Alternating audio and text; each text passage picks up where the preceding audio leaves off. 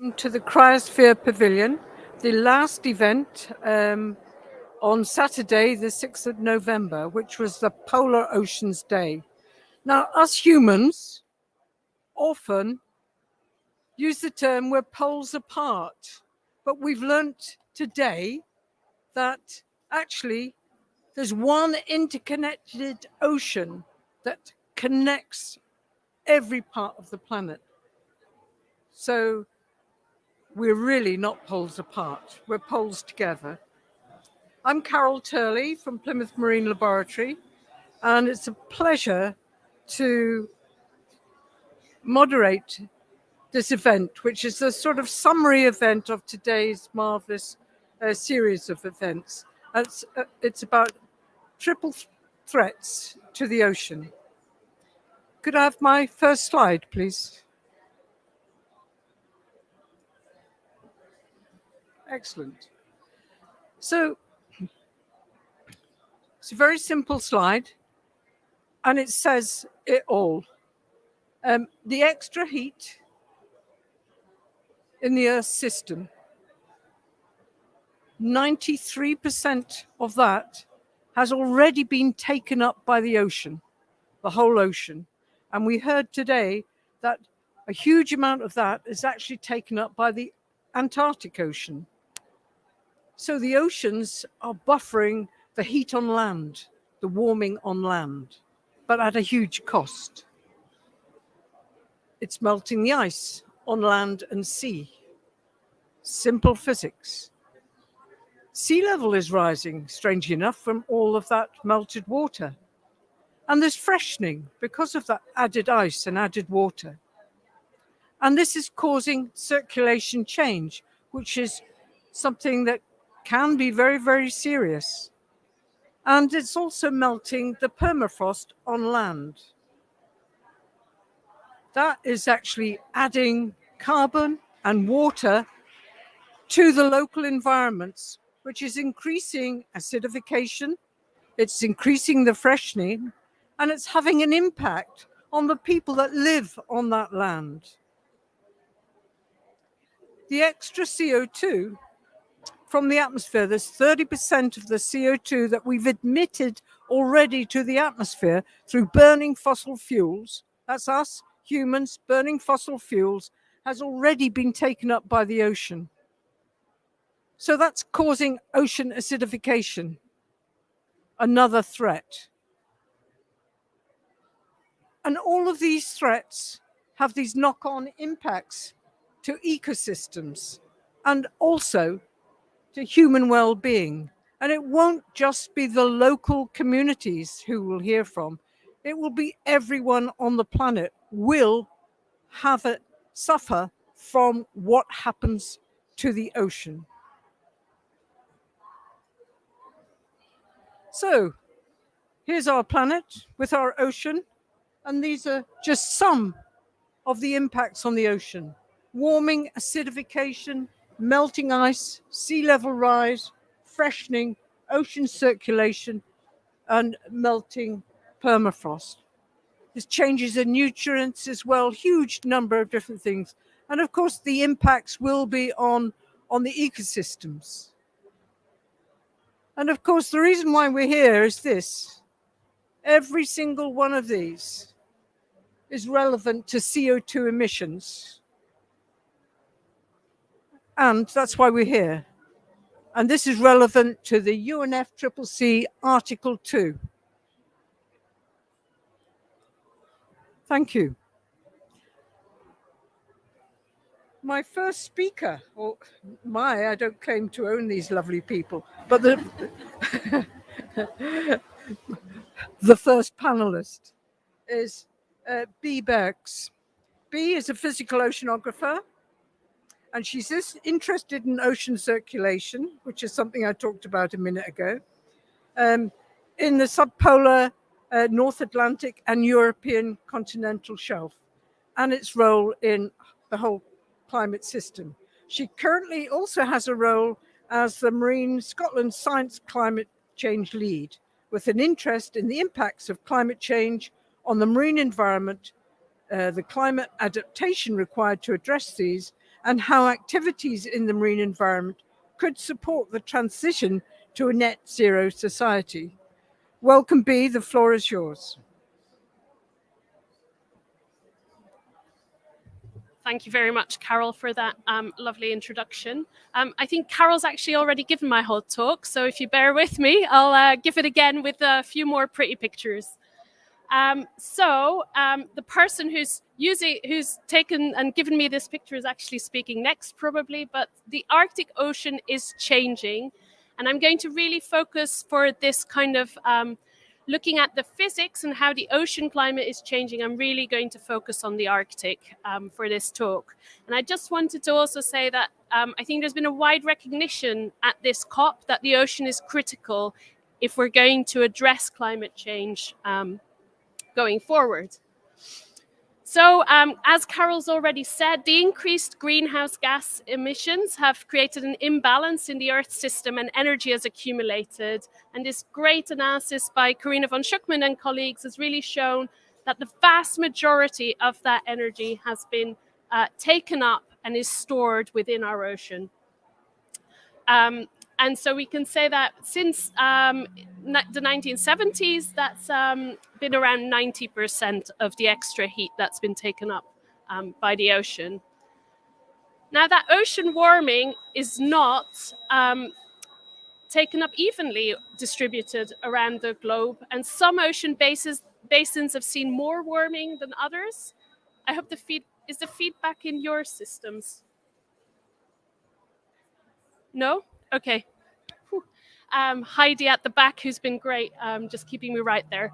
And so as I said, the ocean heat uptake is not evenly distributed. And we've seen that this is a map of the ocean heat content anomaly in the upper 2,000 meters of the ocean relative to a 1981 to 2010 average period. And what you can see is that in some basins like the North Pacific and in the Southern Ocean, that heat uptake has been quite severe or big, and another hotspot is really the Arctic Ocean. And you can see that actually there's a bit of a hole in that ocean heat uptake in the subpolar North Atlantic, where not as much heat has been absorbed into the ocean. And so 2020 was actually the Arctic's second warmest year on record, and the rate of Arctic warming is more than double the global average rate since 2000. And so that's really having an impact on the Arctic ecosystem, and I know speakers later in this session will probably dig in deeper on that. And that goes from both the charismatic, so the lovely polar bears that everyone loves, and the species we actually need for our livelihoods, like I'm a big fan of cod, not necessarily to eat, but also I think they're a great fish, and so they're really being impacted by this excess heat uptake.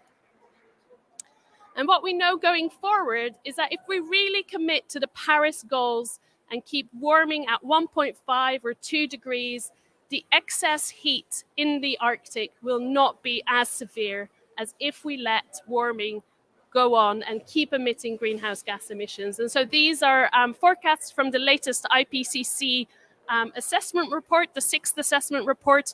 The first working group report in that is from the Physical Science Basis, which was published just a few weeks ago. And you can really see that basically if we keep that emissions, the emissions of carbon dioxide and other greenhouse gases as minimal as possible and meet those Paris goals, we can really reduce the impacts on the Arctic and also the Antarctic ecosystems.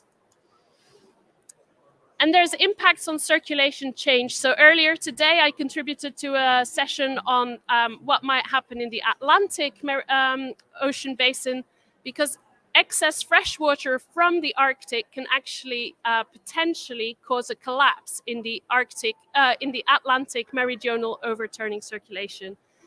The panel on the top left is a graph of what would happen to the surface air temperature if this Atlantic conveyor belt of heat, which brings warm water from the south, from the equator northwards into the Arctic, shuts down.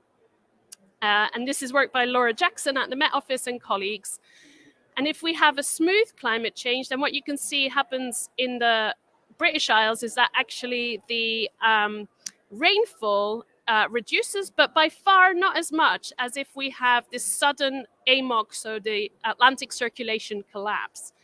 And this is a low likelihood but high impact event that we just don't know enough about. And we're currently have a project under review with the European Commission to work on finding pathways of getting information on the Atlantic overturning circulation into the hands of policymakers and people, stakeholders who really rely on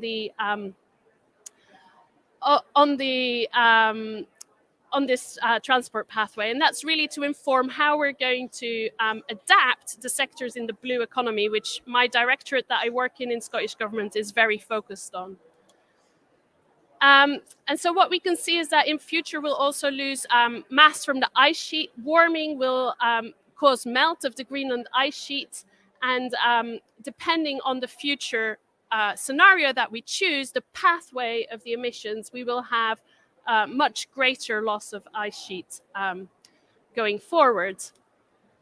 And that means that we'll get to a point where we may actually have an ice-free area in the Arctic, so a practically ice-free Arctic under some of the scenarios. And that includes some of the even not, so it definitely includes the scenarios where there's very high emissions, but even a medium emission scenario like SSP2 4.5, the orange line, would mean we still have a potential of having an ice-free Arctic by the end of the century. And that's, of course, really important for some of the fauna that live on the ice sheet and really rely on that habitat.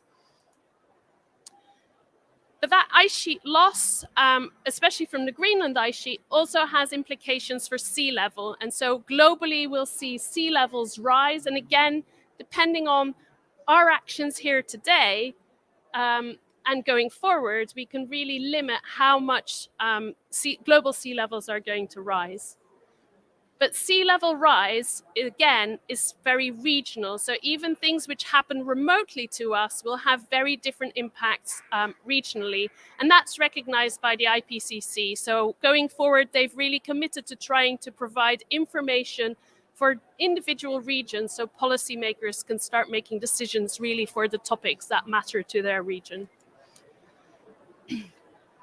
And actually what happens, what the science community can already provide is very detailed and confident estimates of what will happen in the next 10 years. So decadal prediction is something which we're really trying to bring into focus for policymakers to try and show them that we can tell them what will happen in their parliamentary term or towards the end of their parliamentary term so that they can put decisions in place sooner rather than later.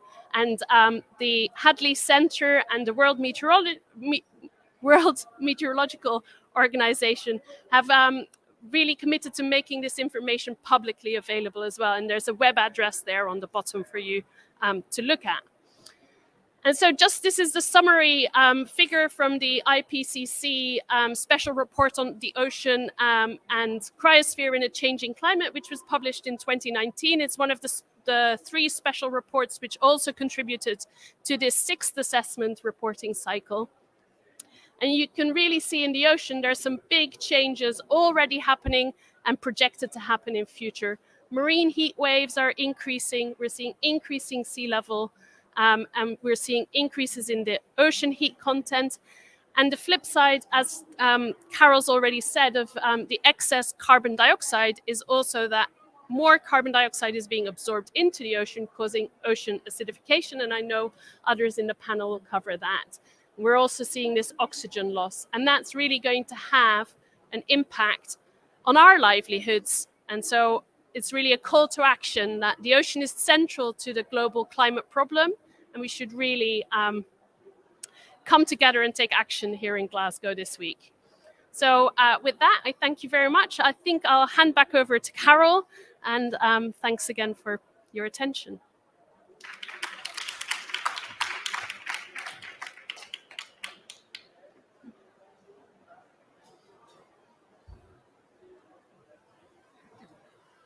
The great thing about moderating is you get to take the mask off. B, that was fabulous. Thank you so much. I think that a really good take-home message from that is that this is a long-term impact. So large scale, long term. It's not going to be over in 50 years. It's going to be essentially permanent, tens of thousands of years. And the other thing is there is a chance to act. Thank you for that. Next, I get the pleasure of inviting Helen Findley. She's a biological oceanographer at Plymouth Marine Laboratory, interested in understanding the effects of climate change and ocean acidification on marine ecosystems and the application of this knowledge to maintain a healthy, sustainable ocean with a particular focus on the Arctic. She's also a member of the Executive Council for the Global Ocean Acidification Observing Network, and she is the lead coordinator for the hub in the Northeast Atlantic for GOAN.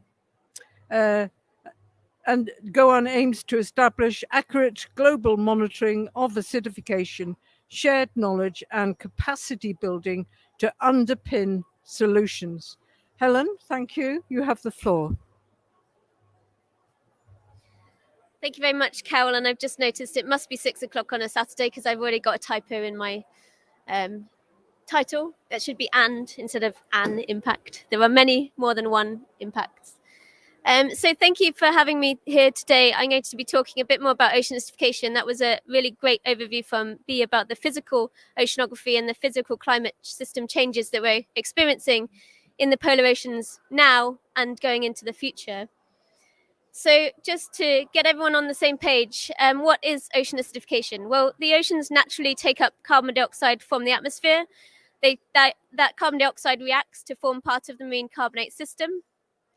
And in doing so, it's taken up about 30% of the anthropogenic emissions of CO2 that have gone into the atmosphere since the Industrial Revolution. But we're adding too much too quickly, and that's resulting in a shift and imbalance in this carbonate system. So without going into detail, basically what that results in is a lowering of the pH, which makes the ocean become more acidic, and a lowering of the carbonate ions, which is important because it makes the ocean essentially more corrosive to calcium carbonate minerals. And calcium carbonate minerals are really important for organisms that produce shells and calcified material like corals that have the calcified structures.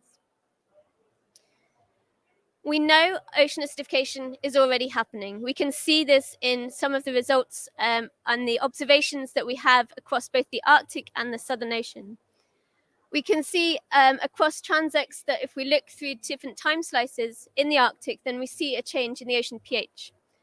So this is graphs of some sections across the Arctic Ocean from some work by Ulf Sobo and colleagues.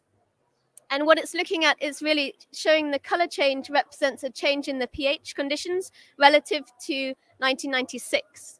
So when they went back in 2005, you could see there was starting to be a decrease in the ocean pH in the surface waters. It was maybe 0.01 of a unit or so. By 2011, that had spread across this whole top surface waters. And by 2015, you can see it's coming down, spreading to about 1,000 meters deep in the Arctic Ocean, and spreading across the whole of this transect into the up into the Arctic from the Laptev Shelf seas. The same is true if we think about that corrosivity, that calcium carbonate mineral ion. What we measure is actually something called the saturation state of those minerals. And if it goes below 1, it's essentially corrosive. But importantly, organisms respond above that. So 1 is the very limit when minerals actually start to dissolve. And if you have exposed calcium carbonate minerals, calcified shells, they will start to dissolve.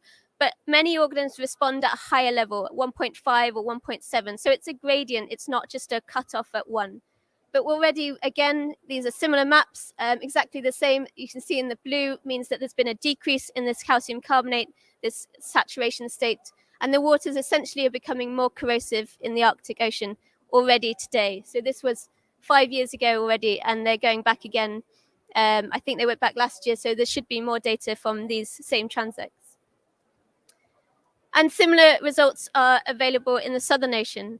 These are just static time points. We have an example from 1995 where we've got pH conditions going transecting through latitude and longitude. So you can see the Antarctic Peninsula and the Antarctic continent in winter and summer in these panels on the right. And you can see that there's lower pH conditions in the surface waters just off the continental shelf. And going into 2009, we see changes in the saturation state. So the level of that saturation state, that depth of that saturation state has been rising. So the deep waters have slightly lower pH naturally. And that deep water, because of the additional anthropogenic carbon, is rising up towards the surface. And that's creating an additional stress for acidification as well. So it's not just a surface issue problem. Organisms that live in the deep ocean are also impacted by these stresses. So as we've seen with the future scenarios of climate change and the sea ice loss and all these other aspects, we can look into the future and make predictions about what's going to happen. In terms of acidification, these maps show the two scenarios of a Paris Agreement low emissions kind of scenario versus a high emissions 3 to 4 degree scenario. The red in these maps indicates the surface waters, which are essentially corrosive. The undersaturation is below 1, or it's undersaturated, the level's below 1. So you can consider these waters corrosive to calcium carbonate minerals.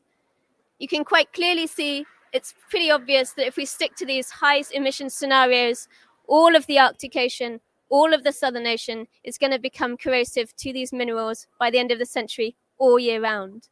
If we stick to these lower emission scenarios, we really restrict that corrosive waters to just hotspot regions in the Arctic Ocean and very limited regions in the Southern Ocean, although we are already committed to seeing seasonal undersaturation in many of these places and many other subpolar regions as well. What I'd like to emphasize is this point Carol picked up off from the last speaker. These changes are essentially permanent. The oceans have long residence times, they have long memories, and any changes that happen, including temperature, including acidification, they take thousands of years to recover. And this is shown here. This was some work back in 2011, I think, just missed off the slide. But you can see the different scenarios. So a year 2100, 1.5, a 2 and a 4 degree scenario. If we stop emitting CO2 at that point, then we still see this. To the end of the year 2500, we're still committed to this longevity of pH. And actually, it goes beyond this. The models suggest that it takes 50 to 70,000 years to actually get anywhere near present day scenarios, if we can get there at all. So how does it impact marine species? Well, in a number of ways. The main one is that just like people, we need to maintain our internal physiology, and our internal pH balance is part of that. Marine organisms are no different. They all need to maintain their internal pH balance to be able to physiologically and be alive and metabolize. So you can get direct changes if you're a marine organism and you're living in a changing marine environment with changing pH, then you're getting direct changes that could influence that balance. If you're very good at maintaining that internal pH, like some of the adult fish species, for example, then maybe it's not going to be such a big issue directly. But some of the early life stages and the organisms that are less able to balance that internal physiology are much more likely to be impacted directly by changes in pH and PCO2 and CO2. And we also have this issue of calcification. If you're a calcifying species, if you're trying to produce that calcium carbonate minerals in something that's essentially trying to take that away, then that's going to require more energy to balance out. And so what we end up with is direct impacts resulting in energetic trade-offs between different processes in the body of the organism. But you can also think of indirect impacts, and we're able to observe indirect impacts on marine species. So, for example, these adult fish species that are maybe able to buffer those changes directly, maybe they're reliant on species that are not able to buffer changes, and so their food source could be impacted. We have evidence that the organic content of food, phytoplankton, will change. We have evidence that the predator-prey interactions will change. more importantly, although we have all this information from experiments, we're now actually observing change in the environment today. So these hotspots of ocean acidification, we know the chemistry is changing. We know the chemistry has there's areas in the polar regions, especially where there's already undersaturated conditions, already corrosive conditions, already low pH conditions. And where those conditions exist, we see these sorts of impacts occurring. So we see evidence for pteropods, which are tiny free-swimming plankton like snails that are imperative for food webs. In particular, something like the salmon population feed on these. And we're seeing those dissolve in waters in both the Southern Ocean and the Arctic already today when they pass through these low pH hotspots. There's also evidence of the Dungeness crab off the coast of Alaska, where there's periodic low pH conditions.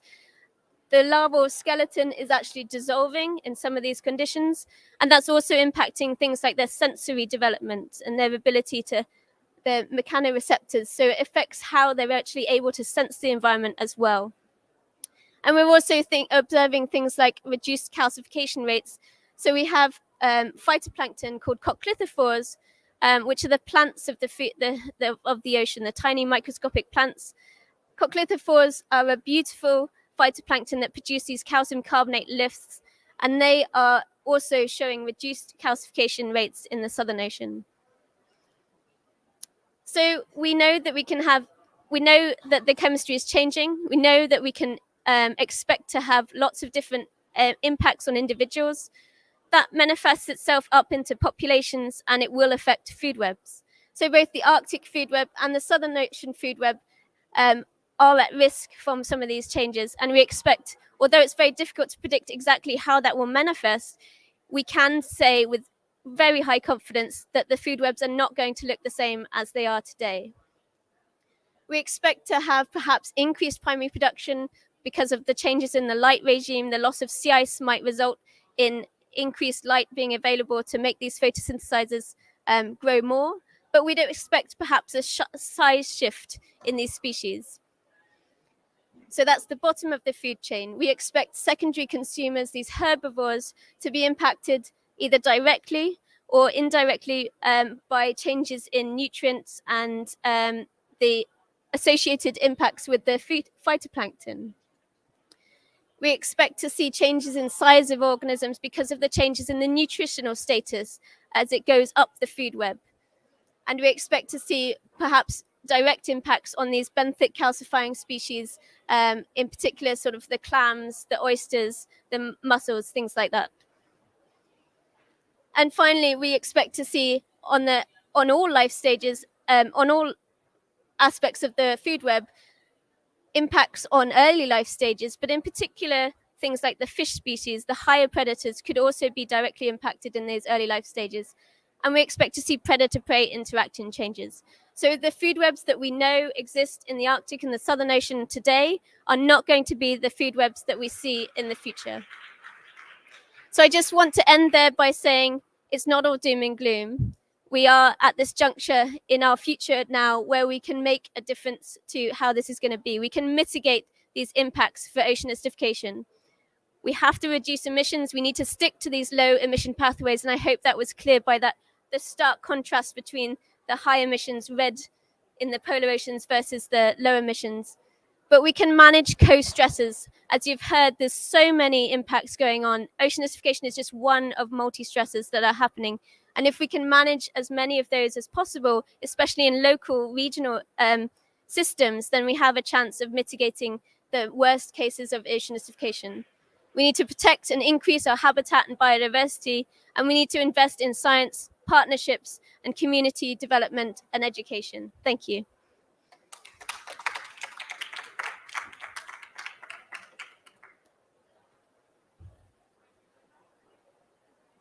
Thank you, Helen. That was a call to arms, call to action. So, basically, to summarize Helen's talk, is ocean acidification is happening now. It's happening rapidly. It's happening deeply, and it's already having an impact. But it's not too late if we act now.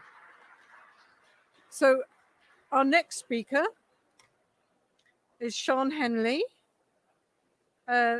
Sean is a lecturer in marine science at the University of Edinburgh, with strong research interests in polar ocean biogeochemistry and marine ecosystem change in both the Antarctic and Arctic Ocean. She's an investigator on 2 projects as part of the UK NERC Changing Arctic Ocean programme, which aims to characterize and quantify the changes in marine biological productivity and biogeochemical cycling, and occurring in response to rapid warming, sea ice loss in the Arctic region. Sian also sits on the Southern Ocean Observing System and is the regional co-chair for that organization. Sian, welcome, and your time starts now. Thank you. Thank you, Carol, for that really kind introduction. It's nice to be reminded of all the science that I'll be doing when I get back to work next week. So I'm actually going to talk today about some work that we've been doing in the Southern Ocean. And it's my great pleasure to represent an entire team of over 200 scientists from 19 countries across the globe, who came together to conduct the marine ecosystem assessment for the Southern Ocean. So I'm representing the 7 people who spoke in a session earlier at 10 o'clock this morning, but really I'm here representing that wider international community from across the world. So just to give a bit of an introduction to the MISO initiative, this was founded on a recognition that the Southern Ocean ecosystems are changing and they're under pressure from various different sources, various different drivers. And in order to manage these drivers and to minimize the changes going on, the policymakers needed detailed, targeted information that was specific to their needs in developing policy at the global and local scales. So the MISO mission or vision was that we would provide regular, repeated assessments of the status and change in these ecosystems in order to provide the scientific evidence that underpins this decision making at the global and local levels. So we know that the Southern Ocean is a very important place in terms of the functioning of the entire global ocean, that one global ocean that Carol talked about. And the Southern Ocean holds a central place in this global ocean. And it is responsible for transporting and redistributing the heat that is taken up by the ocean, as well as nutrients and the greenhouse gas carbon dioxide between all of the other major ocean basins, the Atlantic, the Pacific, and the Indian Ocean. And therefore, the changes that are occurring in the Southern Ocean have impacts throughout the global system and are themselves impacted by changes happening elsewhere and throughout that global system. And the other main important role for the Southern Ocean in the global ocean and climate system is that it is a place where there is a disproportionate uptake of the greenhouse gas carbon dioxide. And this is by both physical and biological processes. So of that 30% that Helen talked about that the global oceans have taken up of our human or anthropogenic emissions, approximately 40% of that oceanic total has been taken up by the Southern Ocean. So the Southern Ocean plays a disproportionate role in this uptake. And the other reason that the Southern Ocean is so important at the global scale is through the connectivity of its ecosystems. So these are highly productive ecosystems, but they are also important at the global scale both through migration of a large number and different types of species in and out of the Southern Ocean, and also as a result of their impacts on ocean biogeochemistry, which are also transported through the global system through this oceanic circulation. So what MISO was really successful in doing is highlighting the extent and the complexity of the connections between various different components of the system, both within the Southern Ocean, and the linkages and connections and interdependencies of what's happening in the Southern Ocean and what's happening elsewhere throughout the global ocean system. So we can now emphatically say that the changes occurring in the Southern Ocean affect the entire global system, and most importantly of all, in this context at COP26, the changes in the Southern Ocean affect the entire global human population. So look at these ecosystems in a little bit more detail. We can see in this image here the flow of nutrients and carbon and energy through different components and different organisms within the system. And what MISO did was really describe those energy flows and those carbon flows in great detail. And we now really understand the extent to which carbon that is taken up from the atmosphere is stored in these biological components of the system. So blue whale, for instance, takes up to 100 tons of carbon and can live for up to 100 years. So this is a substantial amount of carbon that, if it wasn't for that one whale, would be in the atmosphere. So a really kind of obvious, tangible example of the carbon taken up by these systems. And this carbon can be stored for decades to, in some cases, a couple of 100 years.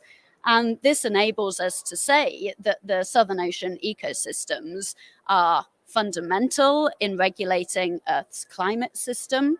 Through these organisms and the way they interact with their ecosystem, the Southern Ocean also regulates nutrient supply and distribution throughout the global ocean.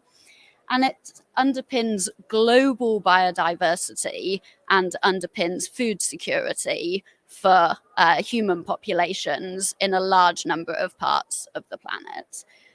We know from the MISO initiative just how closely these life cycles are linked to seasonal changes in sea ice. And at the same time, this seasonal sea ice cycle is highly sensitive to the climate changes that are underway. And therefore, we can say with a high degree of confidence that these ecosystems are already changing. They are already altered by human activity and the climate change that it has driven. So the particular stressors that we're talking about, or drivers of change, are listed here, and we can really group them into two main categories. So we've got the large-scale drivers that are associated with global climate change, and the ones I want to highlight in this session are the rising ocean temperatures and the impact that that's having on the seasonal sea ice cycle, and ocean acidification that Helen just covered in great detail. But as well as these large-scale climate drivers, we also have local drivers associated with the direct impacts of human activity. So things like pollutants, fishing, and tourism. But what's critical to remember is that we're not thinking about each of these stressors in isolation of each other, but we're really looking at a multiple stressor system.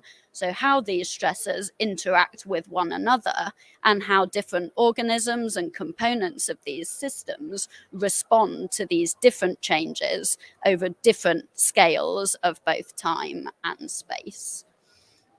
So in terms of what's actually happening in these ecosystems, we have managed to quantify and characterize major shifts in the fundamental way that these ecosystems function, and loss of key components and the ecosystem services that they provide to the global society.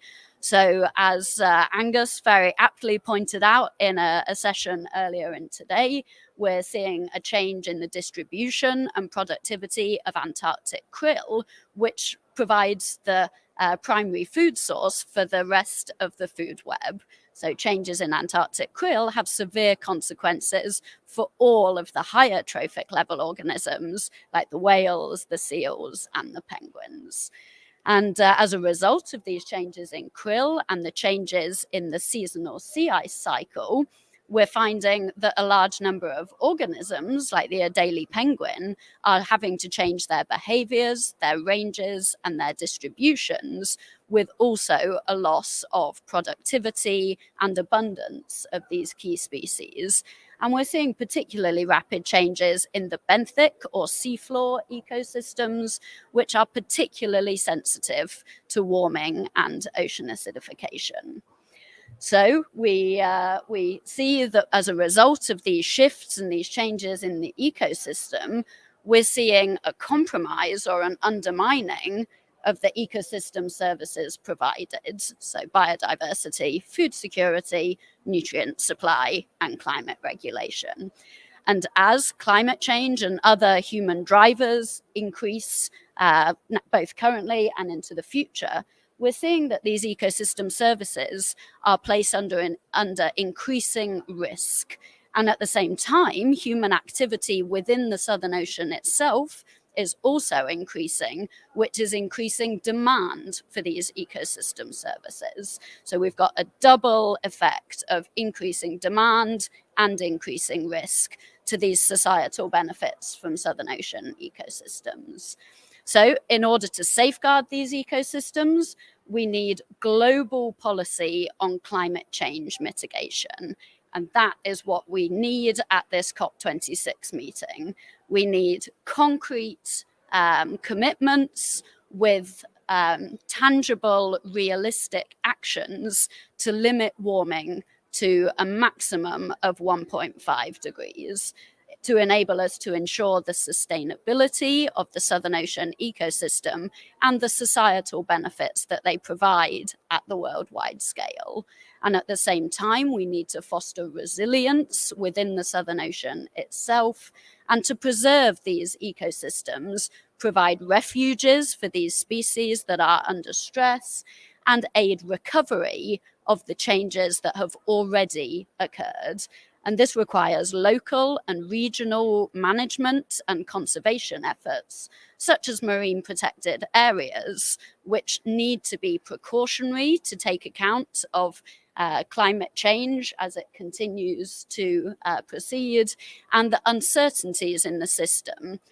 And the management also needs to be responsive to the best available scientific evidence. So we need continued monitoring, combined with continuing improvements in the modelling that enable us to anticipate changes and manage them before they happen at the worst scale.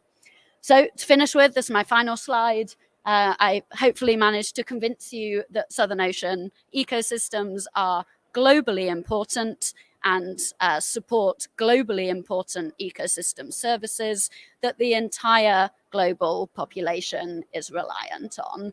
These ecosystem services are under pressure, and therefore we need to safeguard them through global climate change mitigation and local conservation and management. But as Helen ended on, I wanted to end on a positive note to say that this is possible. And at COP26, if we make concrete commitments and deliver on those commitments with concrete actions to limit warming to 1.5 degrees, these Southern Ocean ecosystems can be sustained long into the future, as can the functioning of our one global ocean. Carol, back to you.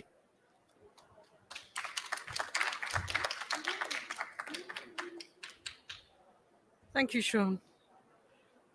Well, I'm kind of depressed that there are so many impacts that are happening already, you know, and seeing how complex the Southern Ocean food web is and how sensitive it is to keystone species and productivity. And and how this impacts the whole ocean. It's really worrying. So, it's nice you finished in a positive one, but, it's 1.5 to keep the Southern Ocean alive, really, isn't it? Yeah. Anyway, moving on, I'd like to welcome Rolf Rødven. He's the Executive Secretary of the Arctic Monitoring and Assessment Program, AMAP. AMAP is organized as a working group to the Arctic Council, not the ocean, sorry. But it's a voice for the Arctic Ocean, I'm sure. It's responsible for monitoring and assessing the state of the Arctic region with respect to pollution and climate change issues and their impacts on ecosystems and human health.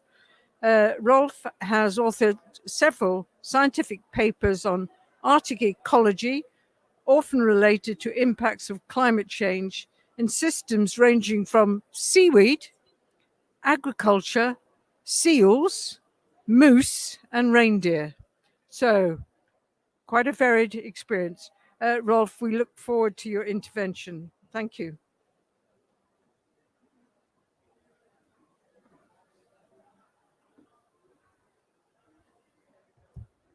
Thank you so much for the kind introduction. I never thought I was going to hear reindeer being introduced as a marine mammal, but I'll come back to that in a second. Thanks. And thanks for inviting me to talk. As said, the Arctic Monitoring and Assessment Program is one of the working groups to the Arctic Council. And I'll come back to that in a second while that is relevant in this perspective. In this talk, I would like to kind of follow up on those talks we just heard on climate change and multi-stresses in the oceans and how that kind of complicates the picture. And I'm going to try to move us a bit into the policy landscape by using some examples from the Arctic and AMAP's experience on how we've been working with science to policy processes to actually have science matter. And I guess that's why we're all sitting here. Well, first, just to say a bit about AMAP. We have 30 years. It's our 30th anniversary this year. We're a working group to the Arctic Council, as I said. And we do have delegates from all the 8 Arctic states, as well as the 6 permanent participants or the indigenous organizations in the Arctic. We do have delegates from the observers, and including both national observers as well as NGOs and other observers. And we do rely on an expert pool of about 750 experts to do our assessments. And that's a bit important background for the policy making, and I'll come back to that.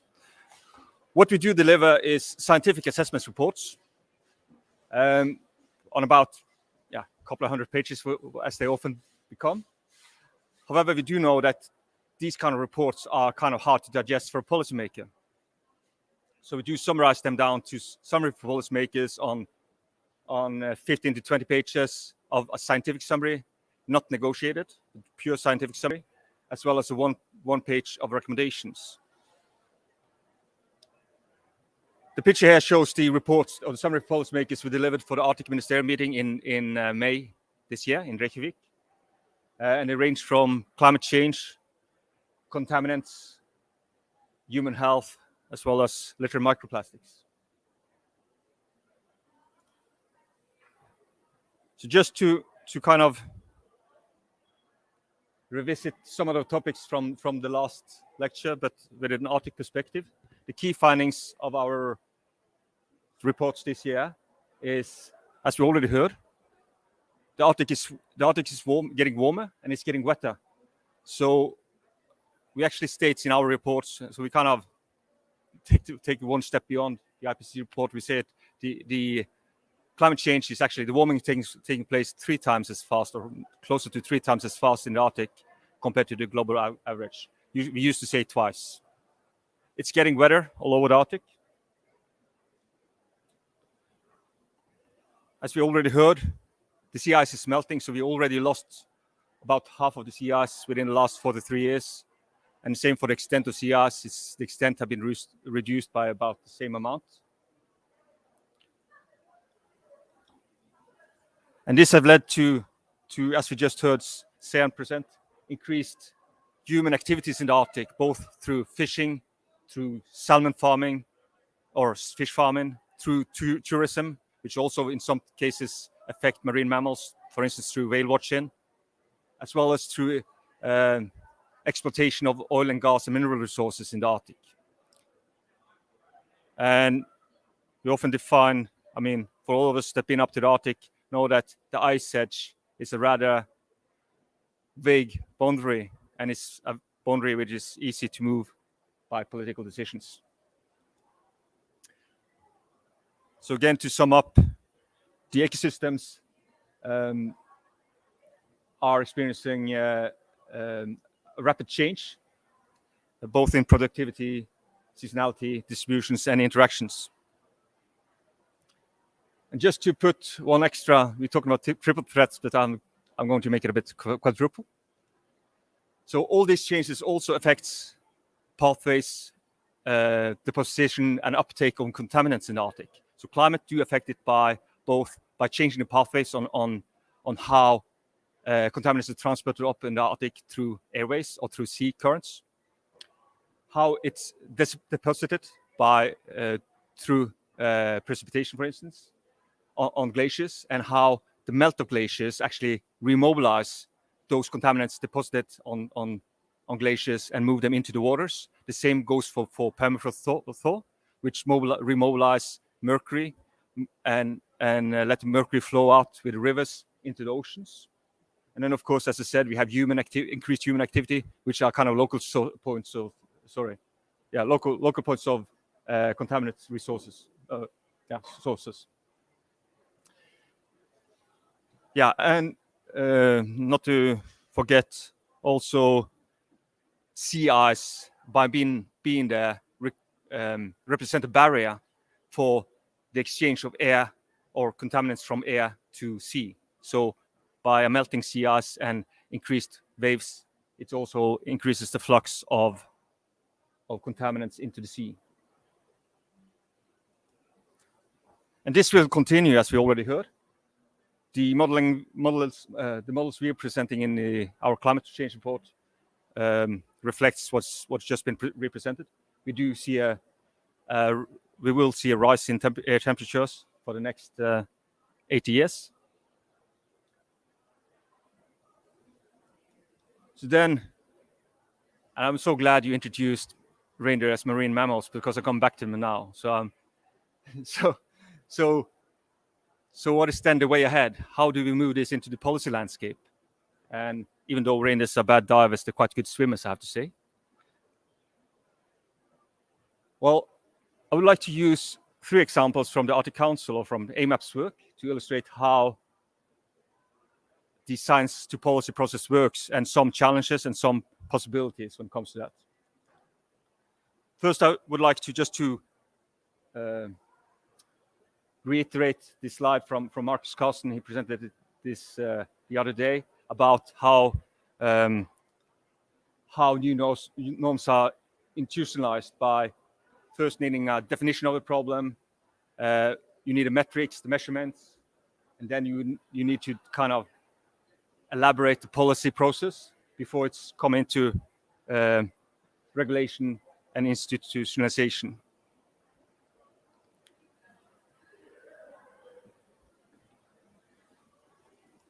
So my first example when it comes to policy making or science to policy processes is the work on mercury done through the Minamata Convention. As you all know, the Minamata Convention regulates emissions, depositions, and so on mercury. And it was actually done, there were actually significant contributions from the Arctic Council working groups to this process. And it's very nice to refer to others bragging about you than to brag about yourself. So I would like to refer to this paper by Frøke Plateau and co-authors on describing the process.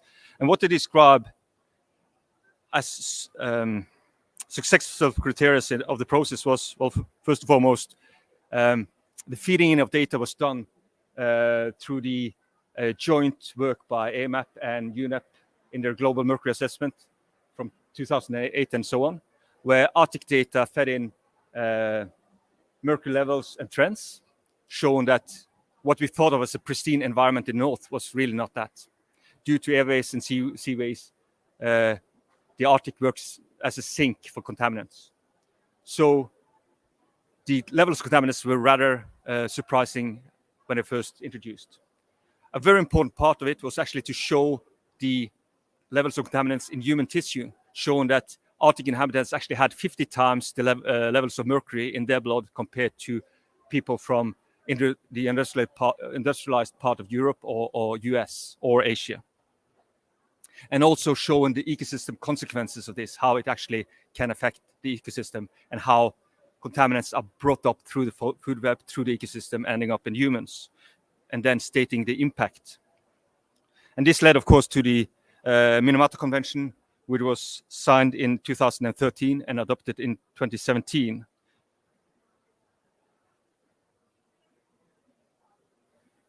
While the Minamata case was a success story in many ways, the Stockholm case regarding POPs is not that simple. Permanent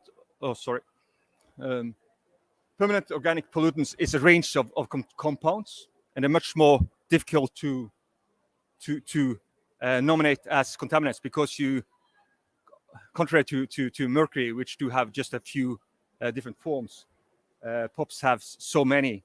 So you will need to have them nominated for regulation through a rather complicated process. And in particular, when it comes to the multiple stressor part, comparing or taking into account both climate change and contaminants, this has been a really difficult thing. Again, AMAP fed data on levels and trends and so on. The first establishment of the Stockholm Convention was a success in 2001 and 2004. However, to include the multiple stressors has been impossible, and the work was actually more or less left dead in 2013. I just want to bring this up, like what about climate? And I'm just going to show this as we're kind of running out of time. Climate is a difficult matter. However, we do see some positive signs. This is the Arctic Ministers' declaration from the meeting in Reykjavik. And taking into account that the 8 states in the of the Arctic also represent some of the really powerful states in the world, we were very happy to see our reports take into account when describing the urgency and the need for action, not only among the Arctic states, but also among the observer states. So just to end with this slide, the lessons, at least we have learned from science to policy processes, is for this to take place, you need a profound science-based knowledge for politicians to rely on. You have to work on the relevant scales and levels. If it's a global problem, it needs a global level for decisions. If it's a regional challenge, it's needed a regional level. And sometimes you need to combine it. There needs to be an interplay between scientists and policymakers. What happened in the Stockholm Convention was that this kind of integration got lost at the very end, and the process was never, or the policy was never, or the science was never brought through into policy. And you need science brokers to make, to kind of bring the science into policy. And that's kind of the role AMAP have had. As I said, multiple stresses make the process much more complicated, in particular if they're not defined under any regulatory body. And of course, this integration is kind of crucial. The integration between sciences, policy is crucial for it to take place. So, and by that, I say thank you.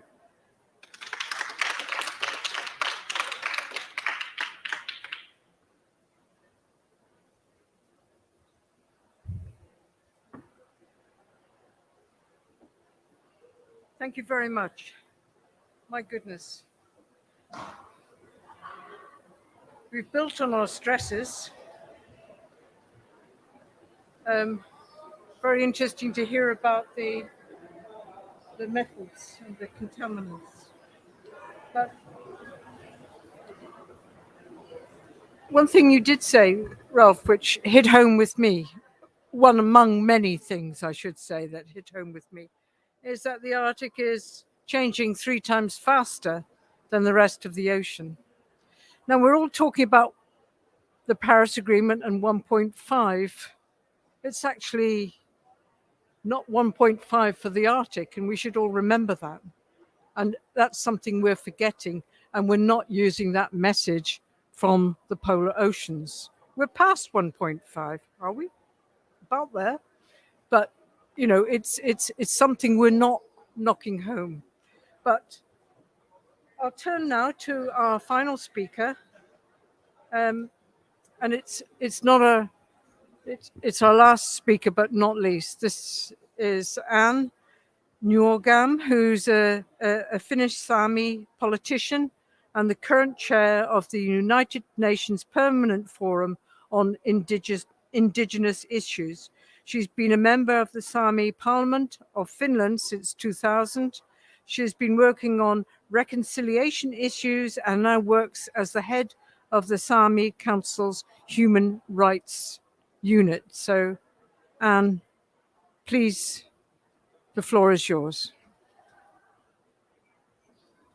And welcome.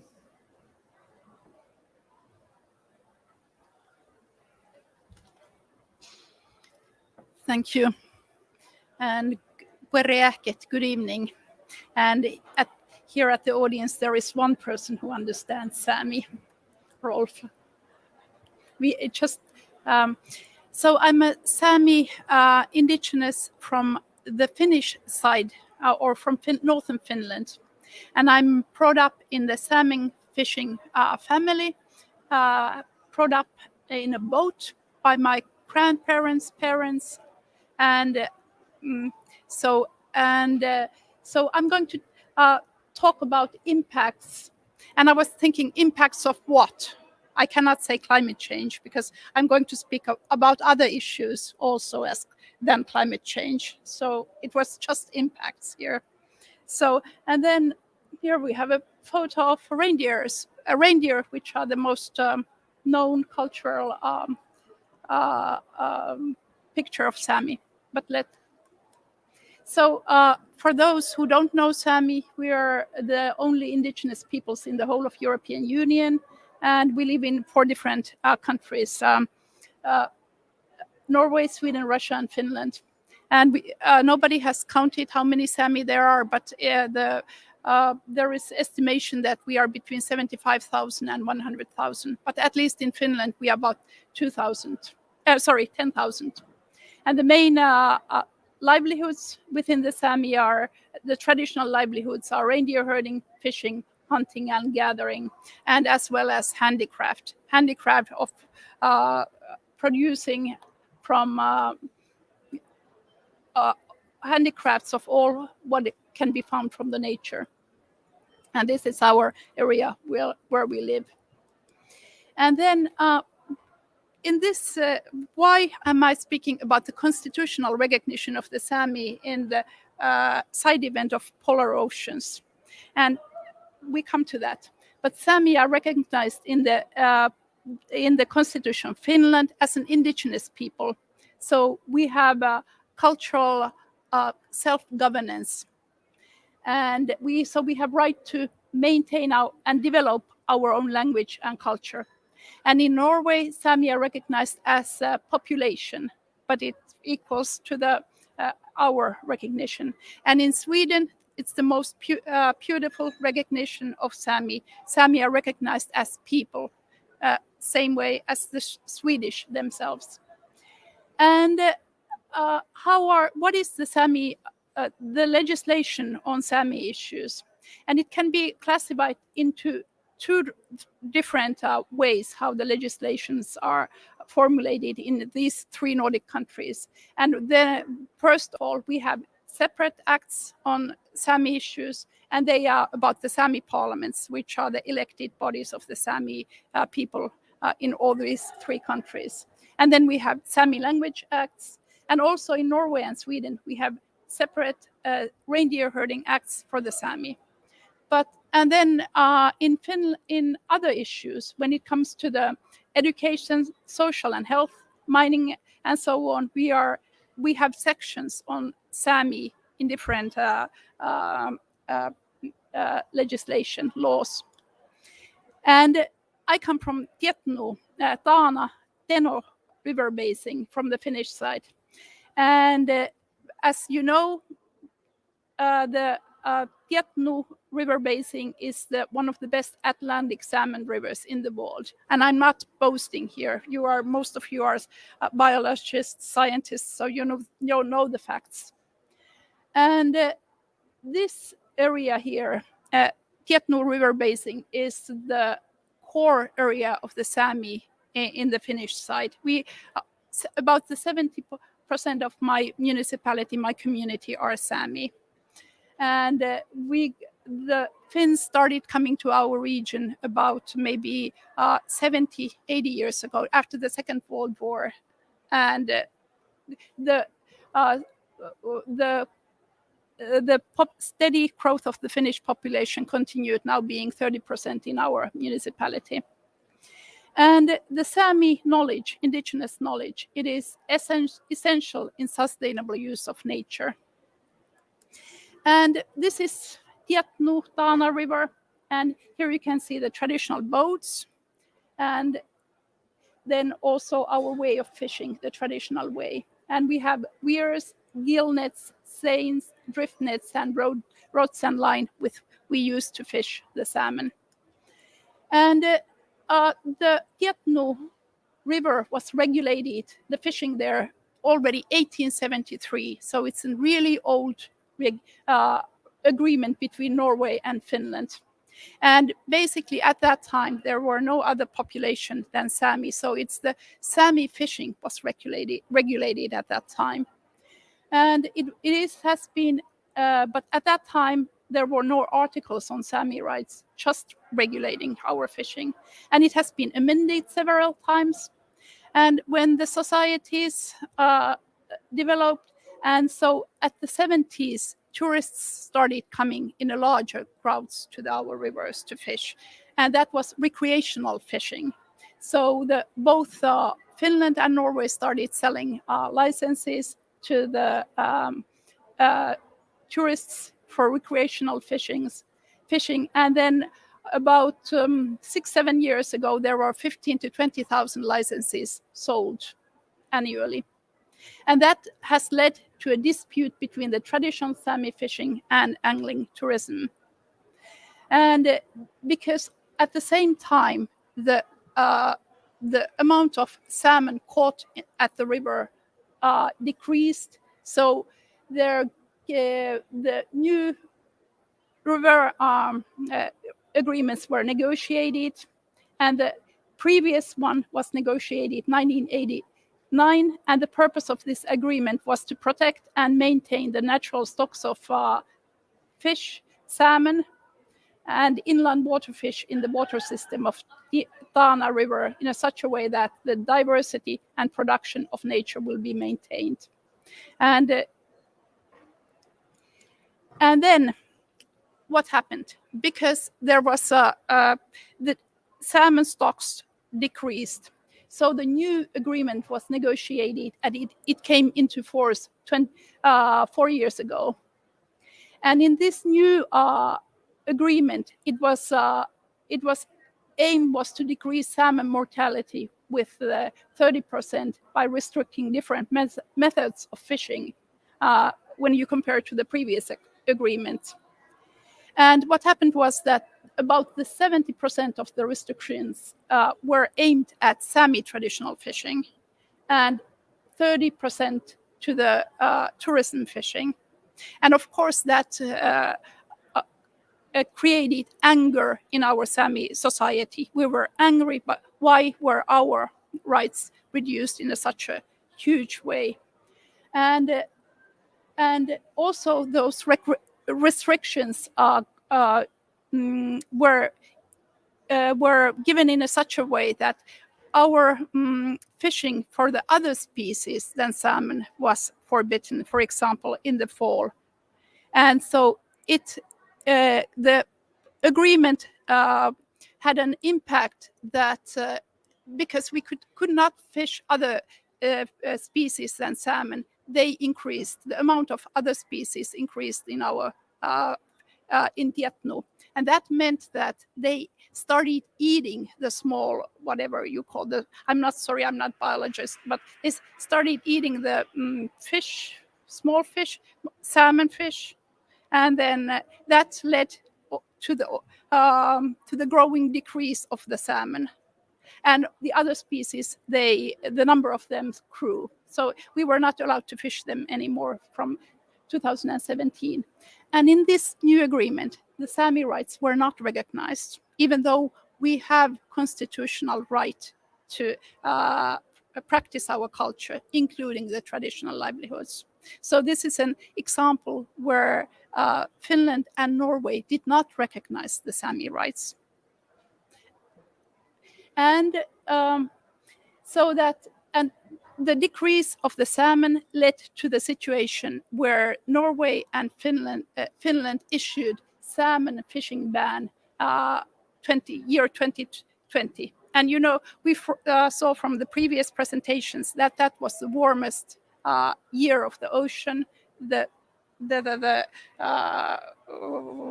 and so on. So that was direct influence. And because there was a salmon fishing ban, it meant that we Sámi could not fish at all. And the other major threat is the pink salmon. You have seen how it has been spreading from all along the coast of Norway. And last summer, the scientists tell us that there were about 50,000 pink salmon in our river. And we don't know the effects of that one, what it will cause to our ecosystem. And here we have a political difficulty, because we don't have any body between Norway, Finland, and Russia to negotiate about what should be done to the pink salmon. It's spreading, it's taking over the fishing grounds of Atlantic salmon, and we all know that we cannot eat it. It smells like rotten or whatever, and we indigenous peoples, the Sámi, we are so afraid what happens to our river Tietno. And we have very shortly, 15 seconds. We want it to be, because of this, at the moment we cannot fish we could not fish last summer. And this agreement from 2017, it changed our way of fishing, reduced it. So we decided, 4 of us, 2 other women and a son, to fish illegally, turned ourselves to the police, and the case went to the district court, and we won there. And because this is considered as precedent, this is about the Sámi people's right to fish in our own home river. It's now in the Supreme Court of Finland. And if we won this case, it has been there 2-3 years. And if we won this case, it means that their legislation concerning environment and Sámi livelihoods will be changed in Finland. According to the Ministry of Environment, there will be more than 30 laws amended if we win this case. But if we lose, then we just keep fishing illegally. Thank you.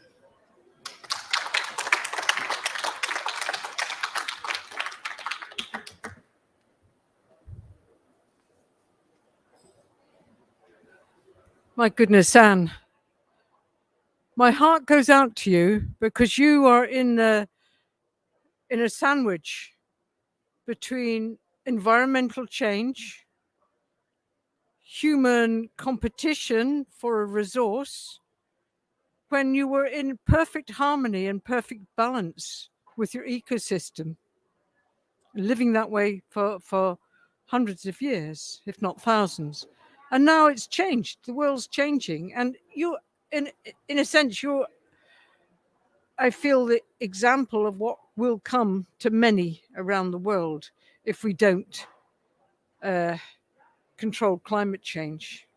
And we also heard how in the Arctic Ocean, as productivity declines around the world, more and more people will come in to try and take that, again, cutting the resources. So it's this competition for resources between peoples, even in the same country, it's between peoples. It's very worrying. And thank you so much for sharing that. It's, I think, touched us scientists greatly. Right, we move to the discussion.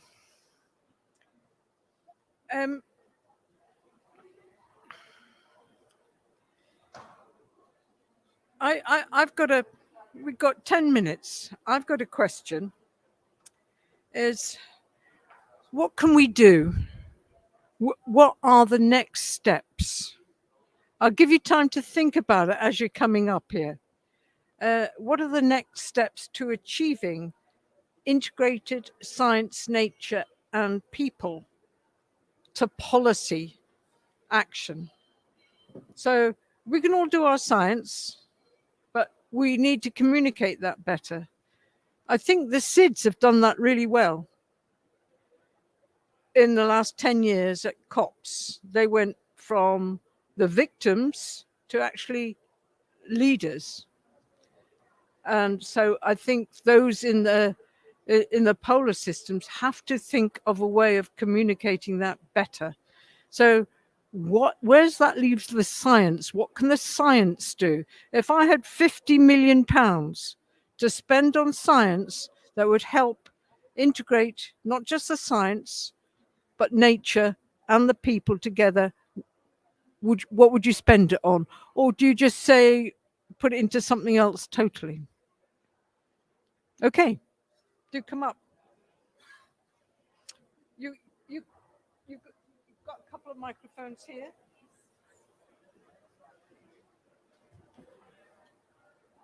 Are you standing or? Don't mind. I think there's too many of us to. Yeah. Let's just take one.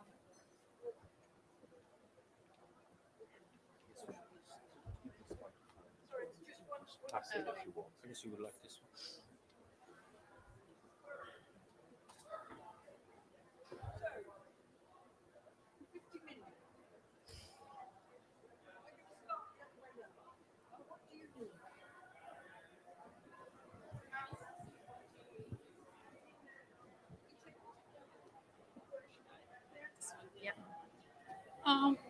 What I would do, I would use some of that to educate scientists and researchers to understand how traditional knowledge can be used in research, and not just. And also I'd like to educate policymakers to use the research in a way that can be benefit the societies, grassroots level societies. And of course I would use that to try to protect our salmon. I don't know how though, but I would like to organize some courses, education for researchers how to use indigenous knowledge. So I think I will echo the other speakers' comment maybe. I think it's very critical for scientists to be more aware of how we translate information and knowledge into action. But I think we really need to take a co-design approach to that much more than we do. And I think that knowledge translation is not recognized in the pure scientific academic frameworks. But I think equally we need to involve all stakeholders at an early stage so that we actually build things which are meaningful to society. So that's fine.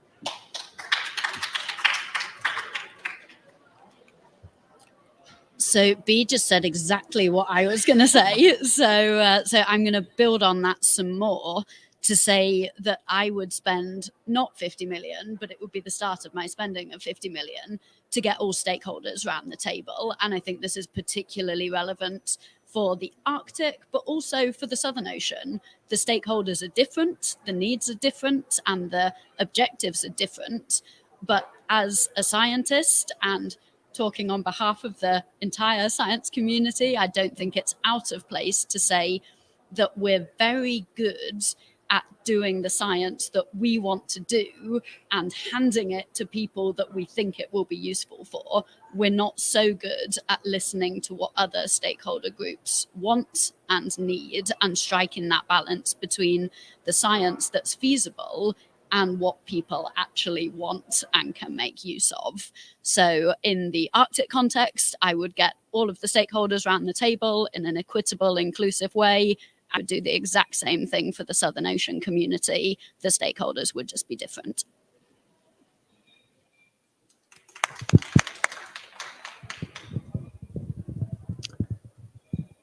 Thank you. Very good suggestions. I was just going to start by saying, actually, me and Anna, we're more or less neighbors. I grew up 40 kilometers north of her, and my grandma was Sámi. And I was just thinking, I'm not sure if I would like to gather people around the table, but I would, and I hope I can have Anna with me and this suggestion. I would actually bring, I mean, we're sitting here inside a building, not actually seeing what's going on, but why not bring the policymakers together with researchers and Indigenous people up where it's actually happening to see what it's like? Because you can actually see, if you go to where we grew up, or if you go to Svalbard, you actually see what's happening. So why not, instead of sitting inside discussing things, reading documents, go outside, sit around a bonfire or something back home, and discuss it there together with those people who actually experience it and those people that have been there studying it, and kind of talk in a more integrated way than we do, for instance, here. So thanks. I don't know that I have much to really add to that. I fully agree. I think the best ways, as has been shown in some of the talks we've had this week, especially with the rapidity of change that's going on in these ecosystems and societies, it's too slow a process to just do some science, hand it to a policymaker and expect them to change. We need to be building and designing the science we want with the communities, with the local management stakeholders at the very beginning of that discussion. That dialogue needs to really take place. And I fully agree with Rolf that there's no better place to actually do that than actually in the environment that you're looking at. Certainly from my experiences, I am emotionally attached to these polar regions because I've been there and I experienced that. And that makes me want to change and makes me want to do stuff within my sphere of influence. And I think that has an impact on anybody that goes up to experience that. I would hope that they would be able to take that with them and not be able to kind of escape from that. So make them want to change.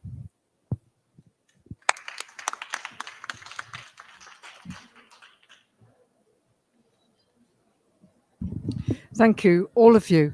I want to add my little tiny bit.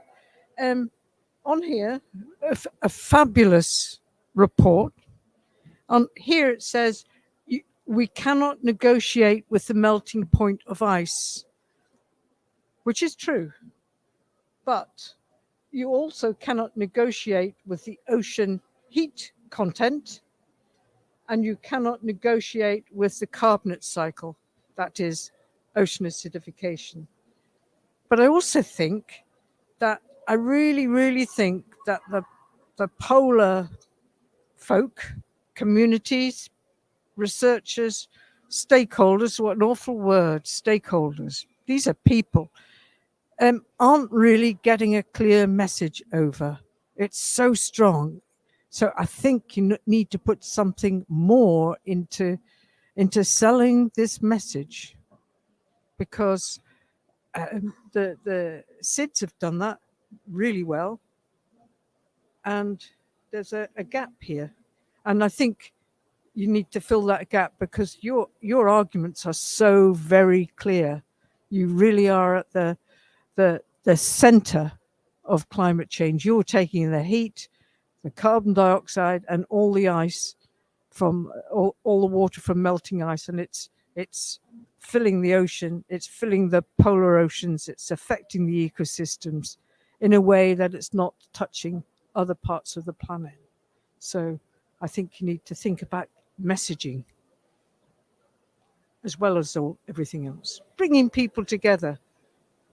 And your message was wonderfully clear. All of them were. Thank you very much. I close the end of this last session on the polar oceans. Thank you very much. And thank you to the Cryosphere Pavilion, everyone there, and to Pam and her team for making this happen. Thank you.